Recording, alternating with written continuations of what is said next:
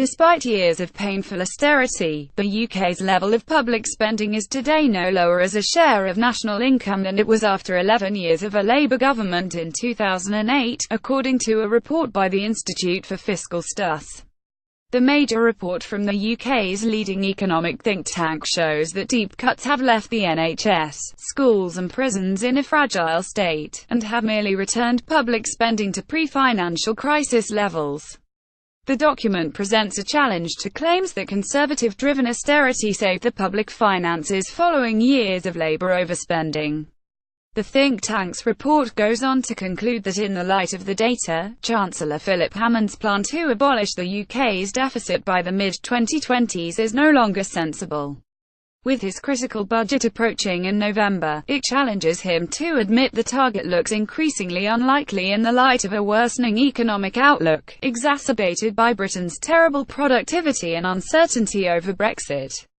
The IF's analysis of public spending levels appears in its pre-budget look at the Chancellor's options published on Monday. It found public spending as a share of national income was at a similar level both now and shortly before the financial crash, an event David Cameron and George Osborne claimed Labour overspending left the country ill-prepared for. In 2008, public spending as a share of GDP was 39%, it peaked in 2010 at 45.1% and is forecast to be 39.6% this year, according to the IFS. Philip Hammond. The budget will be held on the 22nd of November. The main justification for austerity has been the need to reduce and eventually abolish the deficit, a target that the IFS refers to as ever-receding.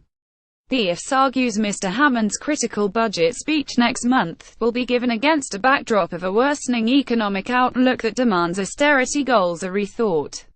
The key to the significantly worsened fiscal forecasts expected in November, leaving the government less money to play with, is the UK's lower productivity growth coming off the back of 7 years of terrible growth. The report argues Mr. Hammond will also find it difficult to raise new money from taxes given the political arithmetic that exists following an election which left the Tories without a solid Commons majority. The Chancellor also faces huge pressure to ease the Treasury's purse strings, including demands to boost universal credit welfare payments, increase public sector pay and spend more on defence. The IFS report said it looks like Mr. Hammond will face a substantial deterioration in the projected state of the public finances. Theresa May says she can't just promise people more money after being asked to end public sector pay cap. He will know that 7 years of austerity have left many public services in a fragile state. And, in the known unknowns surrounding both the shape and impact of Brexit, he faces even greater than usual levels of economic uncertainty. It goes on, given all the current pressures and uncertainties, and the policy action that these might require, it is perhaps time to admit that a firm commitment to running a budget surplus from the mid-2020s onwards is no longer sensible. The body sets out areas where continuing austerity is having its greatest impact on services, citing clear signs of strain in the NHS. It adds both the 4-hour air target and the 18-week waiting period target are being missed nationally.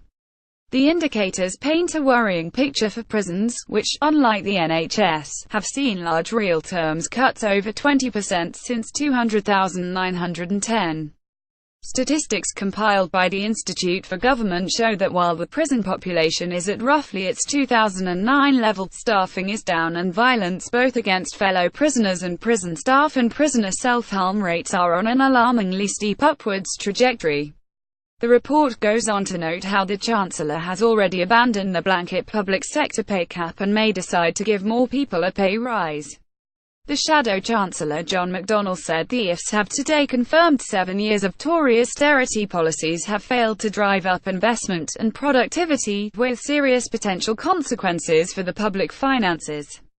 Tory economic failure means wages and salaries are lower today than when they came to power, and still falling, whilst their mishandling of Brexit is now also adding to the uncertainty around future borrowing plans. The Independent contacted the Treasury for comment. More about Philip Hammond. Theresa May IF's Brexit reuse content.